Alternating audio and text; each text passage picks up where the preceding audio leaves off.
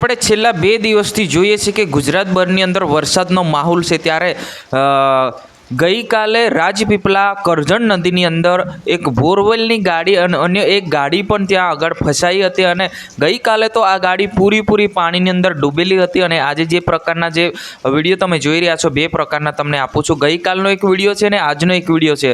આ બંનેમાં આજે તો ઓછું થઈ ગયું છે, પણ ગઈકાલે જે બોરવેલની ગાડી જે પૂરી પાણીમાં ડૂબેલી હતી, જેમ કે આવી છે કે ગઈકાલે જે રસ્તો હોય છે ત્યાં આગળ પસાર થઈ રહી હતી, એ સમયે જે નદીમાં ફૂલ અચાનક પાણી આવી જતા આ ગાડી જે ત્યાં ફસાઈ ગઈ અને કાઢવાની કોશિશ કરી, પરંતુ ધીમે પાણી વધી ગયું અને ગાડી જે છે એ અંદરના અંદર રહી ગઈ। નમસ્કાર, હું શૈલેષ ભીલ, તમે જોઈ રહ્યા છો ઈકે ચેનલ।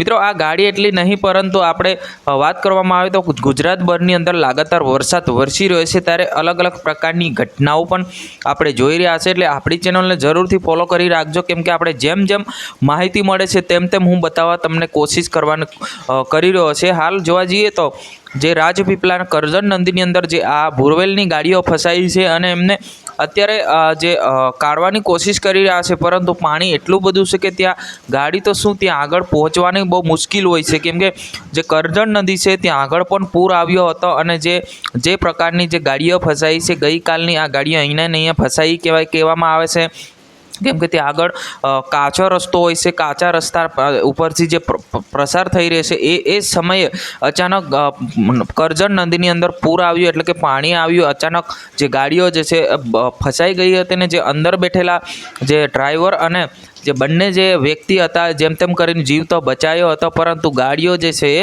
અંદરના અંદર દલદલમાં ફસાઈ ગઈ છે। જી હા મિત્રો, આ હતા આજના સમાચાર। તાત્કાલિક આપણે નવા વિડીયોમાં અને નવી માહિતી સાથે જરૂરથી આપણે મળીશું। જય હિન્દ, વંદે માતરમ।